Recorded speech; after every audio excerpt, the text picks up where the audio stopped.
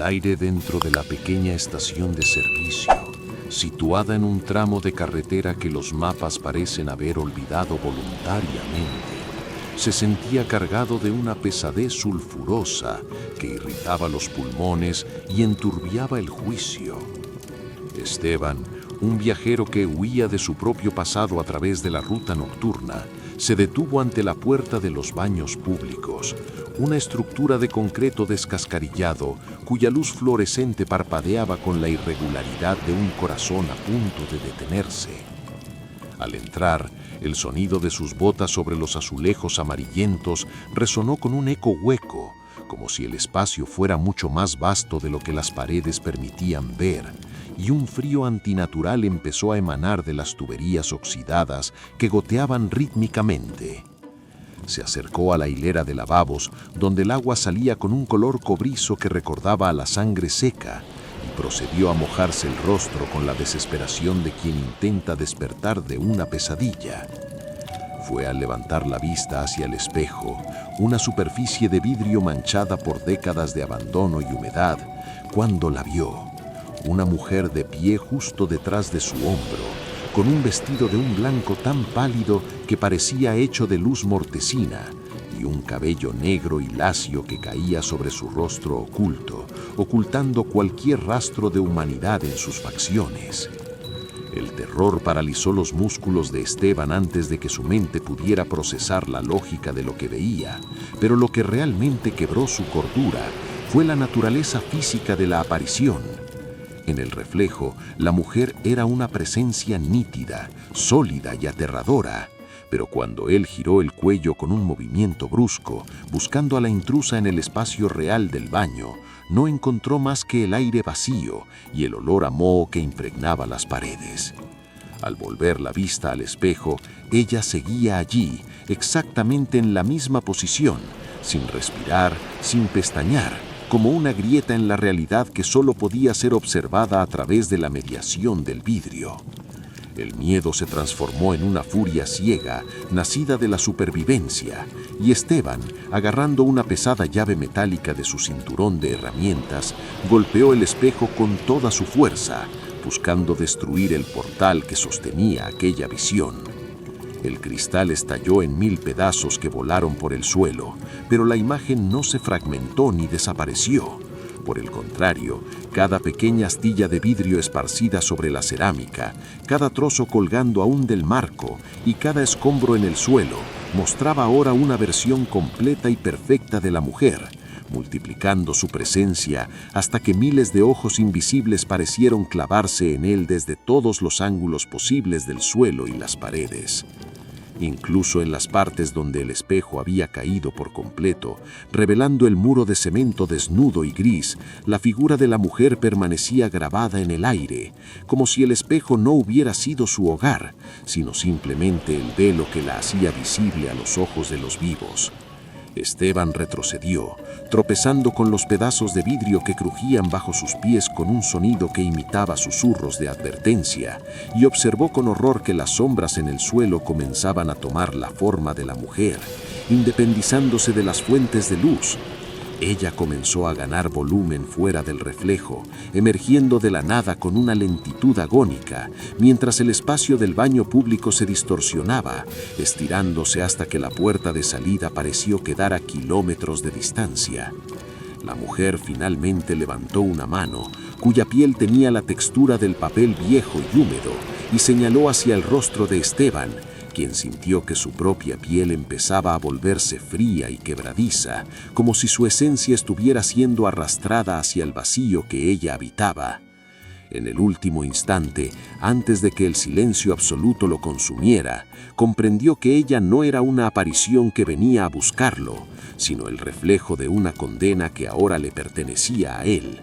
Ella se desvaneció en el aire solo para dejarlo a él en su lugar, atrapado para siempre en la superficie de cada objeto brillante del lugar, esperando al siguiente viajero que cometiera el error de buscar su propia imagen en la penumbra de aquel baño abandonado. El silencio que siguió a la desaparición física de la mujer fue mucho más aterrador que su presencia, un vacío sónico que zumbaba en los oídos de Esteban mientras sentía cómo sus pies dejaban de tocar el suelo sólido para hundirse en una superficie que se sentía como mercurio frío. Al mirar hacia abajo, vio con un grito mudo que sus botas no estaban sobre el azulejo, sino que se hundían en el plano de los fragmentos de vidrio y que su propio cuerpo empezaba a perder tridimensionalidad, aplanándose y estirándose hasta convertirse en una imagen bidimensional atrapada en el brillo de los escombros. La estación de servicio, con su olor a gasolina y su luz parpadeante, se convirtió en un recuerdo lejano, una película que se proyectaba al otro lado de una barrera infranqueable de cristal. Ahora, Esteban veía el mundo desde el interior de las grietas, percibiendo la realidad como una serie de planos fracturados, donde el tiempo no fluía, sino que se estancaba en un presente perpetuo de agonía transparente. A su lado, en la profundidad de aquel limbo reflectante, otras figuras empezaron a emerger de la oscuridad del fondo. Personas vestidas con ropas de distintas épocas, todos con la misma expresión de asombro congelado y los dedos presionados contra la superficie interior de lo que alguna vez fueron espejos, ventanas o charcos de agua en la carretera. La mujer del vestido blanco no se había ido, simplemente se había replegado hacia las sombras más densas de ese mundo de plata, observándolo con una satisfacción gélida mientras él ocupaba su lugar como la nueva vanguardia de aquel purgatorio visual. Afuera, en el mundo del oxígeno y el movimiento, el baño público recuperó una apariencia de normalidad engañosa, aunque los pedazos de espejo roto en el suelo ahora brillaban con una intensidad antinatural, como si cada astilla guardara un pequeño sol negro en su interior. Pasaron las horas hasta que un camionero cansado llamado Roberto entró en el recinto buscando alivio para el cansancio de 1000 kilómetros. Al ver el desorden de cristales y la llave metálica tirada en el suelo, frunció el ceño con una mezcla de fastidio y curiosidad, pero la necesidad de lavarse la cara fue más fuerte que su precaución. Al inclinarse sobre el lavabo y buscar instintivamente su reflejo en el trozo de espejo más grande que aún colgaba del marco, Roberto no vio su propia cara, sino el rostro desencajado de Esteban, quien gritaba desde el otro lado, sin emitir un solo sonido, golpeando el vidrio con manos que ahora parecían hechas de luz blanca y sombras grises. El camionero retrocedió aterrado, pero el fenómeno ya se había desencadenado. El rostro de Esteban empezó a desplazarse de un fragmento a otro con una velocidad vertiginosa, multiplicándose en cada superficie pulida del baño, desde los grifos de acero inoxidable hasta el agua estancada en los inodoros. La mujer de blanco reapareció entonces en el fondo de la visión de Roberto, colocándose justo detrás del reflejo del camionero, pero esta vez su mano no señalaba, sino que se extendía hacia afuera, atravesando la superficie del cristal como si fuera agua, para sujetar la sombra del hombre y arrastrarla hacia el interior de la fractura. La lucha de Roberto fue breve y silenciosa, una danza macabra de sombras contra la pared, mientras Esteban observaba desde su prisión de vidrio cómo el nuevo ocupante era absorbido, píxel a píxel, hacia la dimensión de los espejos rotos.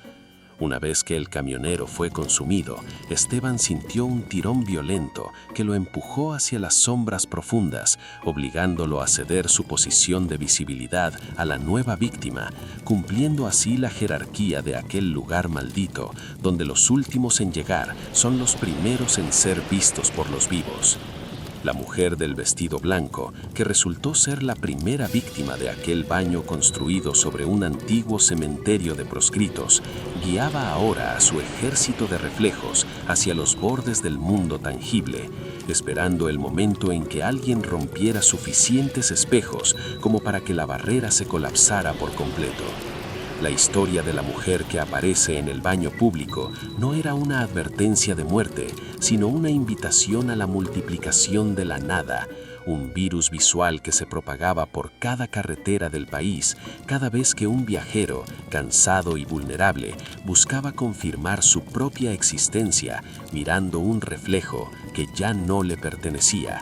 dejando tras de sí solo un baño vacío, un camión encendido en el aparcamiento y un espejo roto que, a pesar de no tener cristales, seguía mostrando la imagen de todos aquellos que alguna vez se atrevieron a mirar demasiado tiempo hacia la oscuridad detrás de su propia mirada. El desplome de la realidad continuó su curso inevitable cuando, semanas después de la desaparición de Roberto, un equipo de demolición llegó a la estación de servicio con la orden de borrar del mapa aquel nido de leyendas urbanas y putredumbre estructural. Los obreros, armados con mazos y maquinaria pesada, no podían percibir que el aire dentro del baño público se había vuelto sólido, una amalgama de memorias congeladas y presencias que vibraban en una frecuencia de puro odio hacia la luz del sol. Cuando el primer mazo golpeó la pared de cemento que sostenía los restos del marco del espejo, no se escuchó el estruendo seco del impacto, sino un alarido colectivo que pareció brotar de las entrañas mismas de la tierra. Un sonido que hizo que los pájaros en kilómetros a la redonda cayeran muertos de sus nidos. Esteban, desde su cautiverio bidimensional, vio cómo el mundo exterior se fragmentaba no por la fuerza del mazo, sino por la liberación de la energía contenida en los cristales. Cada golpe no destruía el portal, sino que ampliaba sus grietas, permitiendo que la negrura líquida del otro lado comenzara a filtrarse hacia el asfalto de la carretera como una marea de petróleo espiritual que devoraba la luz y el color de todo lo que tocaba. Los hombres del equipo de demolición, presa de un pánico atávico, intentaron soltar sus herramientas, pero descubrieron con espanto que sus manos se habían fusionado con el metal y que sus sombras en el suelo ya no seguían sus movimientos, sino que se erguían por cuenta propia con la forma de la mujer del vestido blanco. Esteban sintió una presión insoportable cuando la pared finalmente cedió, pero en lugar de ser liberado hacia el mundo físico, experimentó cómo su esencia se astillaba en millones de partículas de conciencia, cada una alojada en una de las motas de polvo de vidrio que ahora flotaban en el aire, siendo inhaladas por los obreros que gritaban en vano.